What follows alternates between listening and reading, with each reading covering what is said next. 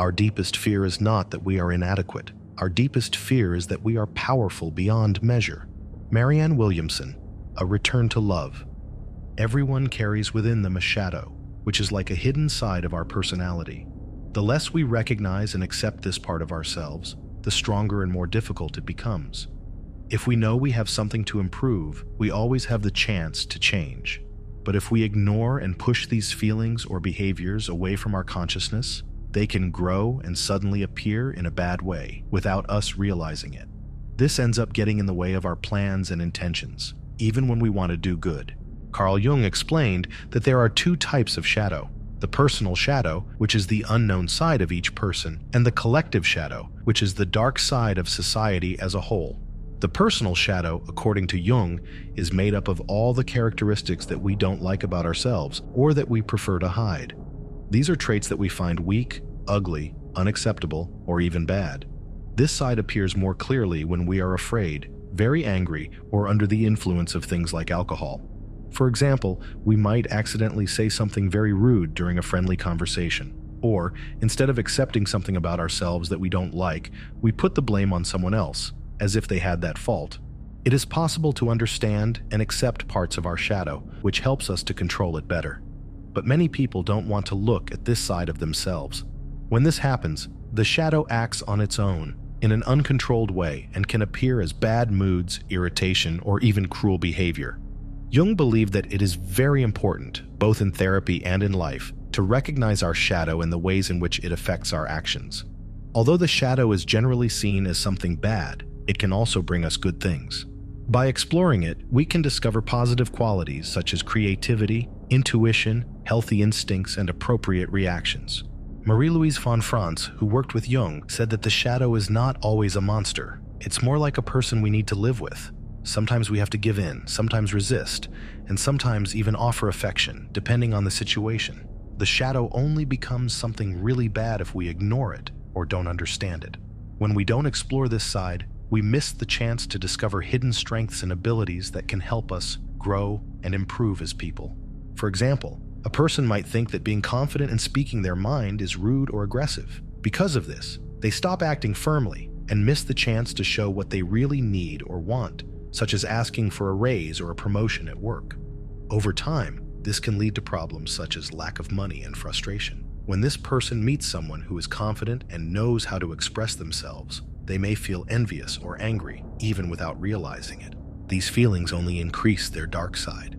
To change this, the person needs to accept and practice these qualities, letting go of pride. The shadow also appears in our dreams, often as someone of the same sex as us. It's like a critic of ourselves, coming from our unconscious.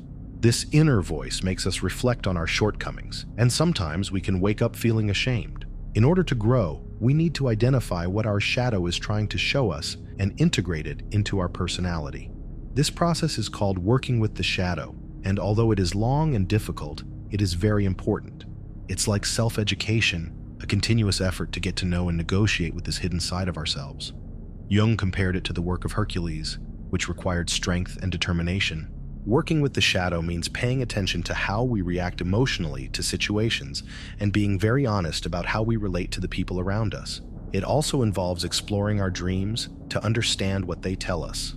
This process is not about fighting the darkness, but about bringing light to it by understanding and accepting our good and bad parts. As Jung said, there is no light without shadow, and there is no complete personality without imperfections. The goal is not to be perfect, but to build a complete personality. The process of individuation, which takes place throughout life, seeks a balance between what we know about ourselves, the conscious part, and what we don't yet fully understand, the unconscious part. It's an alignment between the ego, which is the part that defines us on a daily basis, and the self, which represents all that we are. Even though it's scary to face our shadow, finding the truth about ourselves is liberating. This process is like digging deep into our mind, discovering both our weaknesses and our hidden abilities.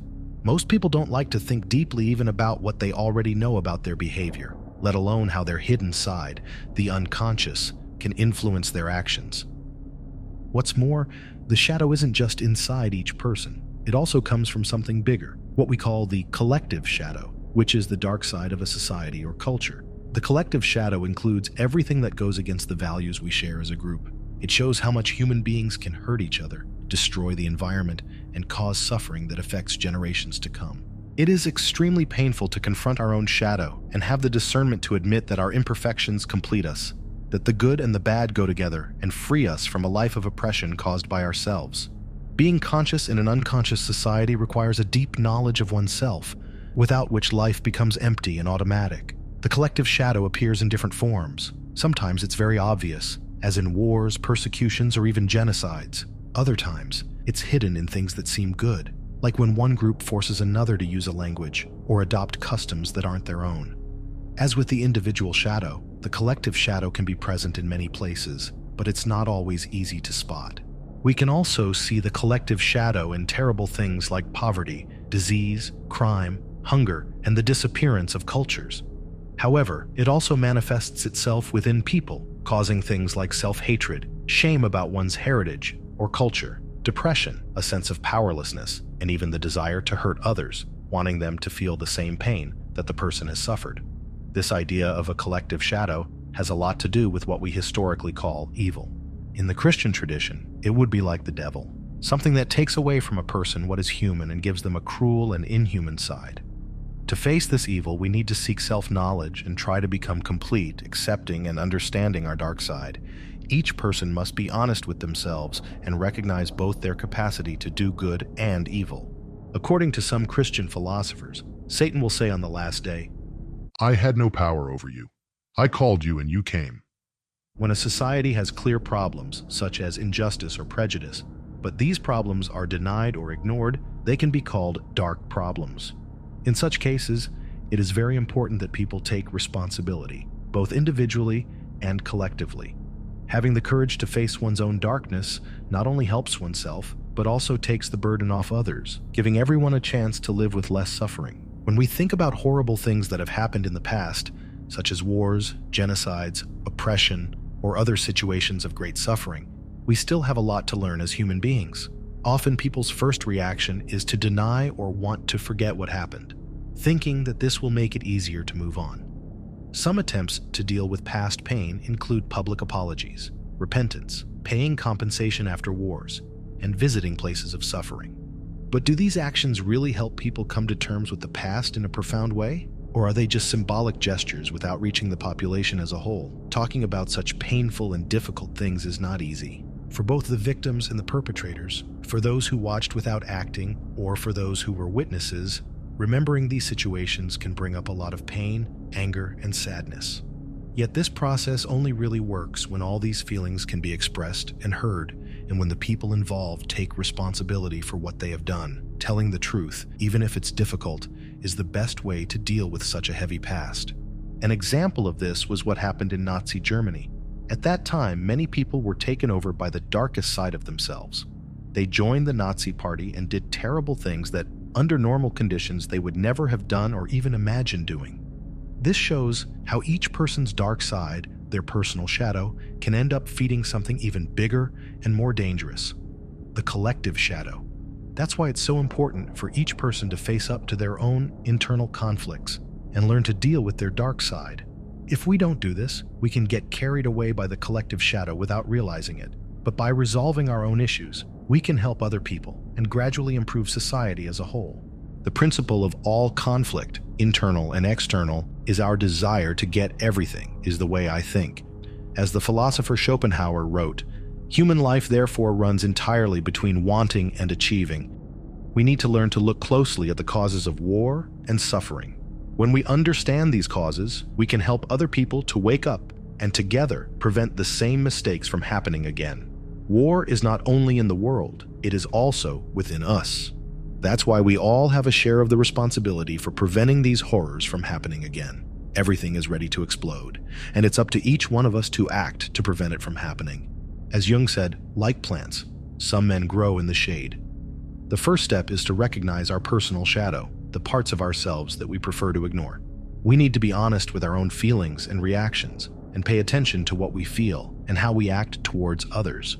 We should also look at our dreams because they can help us understand our shadow better. In this way, we avoid being controlled by our emotions and can find the good qualities that are hidden within us. This will improve our lives and the lives of those around us. Next, it's important to realize the collective shadow, i.e. the problems and shadows that affect society as a whole.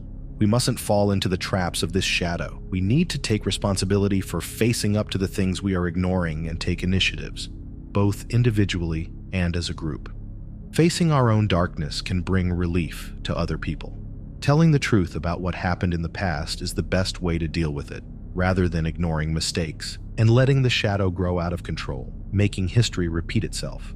I hope you enjoyed this video about the shadow. If you did, you can help the channel by liking, commenting, or sharing the content.